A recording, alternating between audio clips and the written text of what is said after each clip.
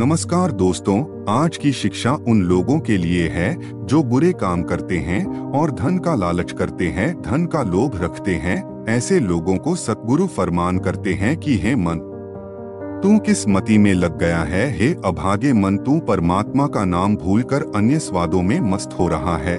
तू परमात्मा का नाम ले, नहीं तो समय बीत जाएगा और तू फिर पछताएगा। अवगुण छोड़ और गुण हासिल करने का यत्न कर। अगर पाप ही करते रहोगे तो पछताना पड़ेगा। इस अंग में गुरु जी हम लोगों को लोभ, निंदा और झूठ को त्यागने के लिए कह रहे हैं।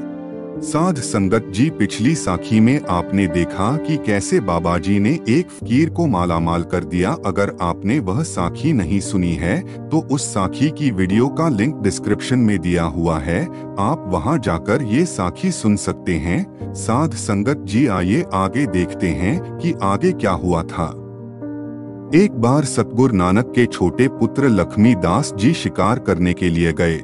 वहीं पर उन्होंने एक हिरण का शिकार किया और उसके बाद हिरण के मृत शरीर को लेकर अपने निवास स्थान की ओर चले गए तो संयोगवश बाबा श्री लक्ष्मी चंद जी मृत हिरण को लेकर वापस आए और उस समय बाबा श्री चंद जी विचलित हुए। उनको देखकर बाबा श्री चंद जी बोले, शिकार करना अच्छा नहीं है।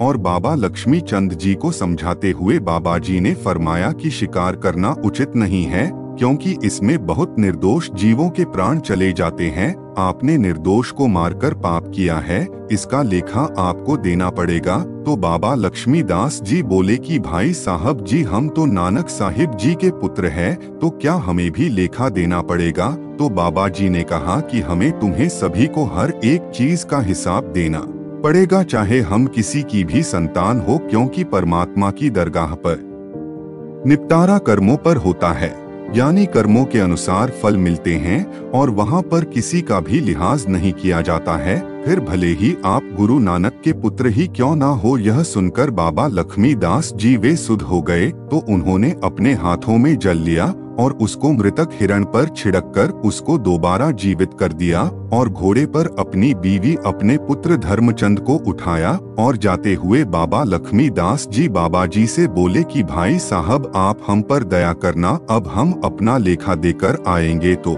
कहते हैं कि वह संपूर्ण परिवार आकाश की ओर घोड़े पर सवार आगे बढ़ने लगा। तो ये देखकर बाबा श्री चंद जी सोचने लग गए कि अगर यह मोक्ष प्राप्त कर लेगा तो हमारा वंश समाप्त हो जाएगा और फिर हमारा वंश आगे कैसे बढ़ेगा। इसी सोच में घोड़ा 4 योजन ऊपर जा चुका था तो बाबा श्री चंद जी ने 4 योजन यानी कि 20 मील बाजू को ऊपर करके बालक बाबा धर्मचंद को नीचे ले आए। उसी दिन से बाबा धर्मचंद को पालने का फर्ज लागू हो गया।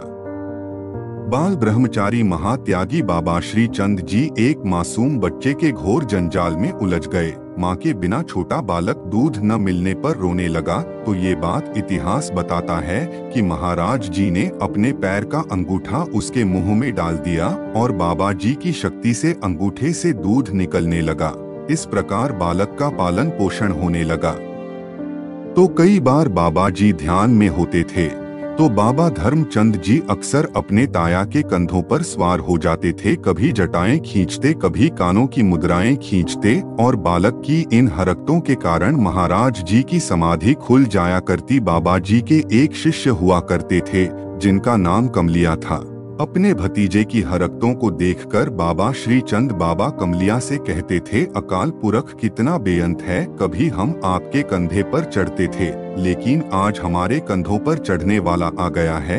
एक हाथ दो और एक हाथ लो, ऐसा सुंदर मुकद्दर है। इस प्रकार बाबा जी ने बड़े लाड प्यार से अपने भतीजे की परवरिश की। समय पर भोजन करवाना, स्नान करना, वस्त्र बदलना और फिर रात्रि में उसके साथ ही सोना, ये सब देखकर बाबा श्री चंद जी सोचते थे, हे प्रभु, ये आपकी अद्भुत लीला ही है जो आपने अपने तपस्वी और त्यागी को भी ऐसी जिम्मेवारी सौंप दी जो कि एक गृहस्थ जीवन से भी कई गुना ज्यादा है। माता पिता दोनों का फर्ज मुझे अकेले ही निभाना पड़ रहा है। बच्चे को दूध पिलाना, स्नान करवाना, वस्त्र आदि बदलना, बच्चे को प्यार करना, लाड प्यार करना, बच्चे की मुँह मांगी वस्तु देना, यह सब मुझे करना पड़ रहा है। हे मालिक, आप धन्य है। इस प्रकार बाबा श्री चंद जी ने श्री बालक को सत परिश्रम से बड़ा किया ताकि उनका बेदी वंश दुनिया में विद्यमान रहे। असल में सोचा जाए तो ये बाबा श्री चंद जी का बेदी कुल पर बहुत बड़ा उपकार है। जब बाबा धर्मचंद जी बड़े हुए तो बाबा श्री चंद जी ने उन्हें अपना शिष्य बनाया और बेदी वंश को दुनिया में प्रफुल्लित किया। बाबा धर्मचंद जी की शादी हुई और उनके 2 पुत्र हुए। एक पुत्र का नाम मानक चंद और दूसरे का नाम मेहर चंद जी रखा गया। अभी भी डेरा नानक चक में बाजार में एक तरफ मानक चंद जी और दूसरी और मेहर चंद जी कहा जाता है।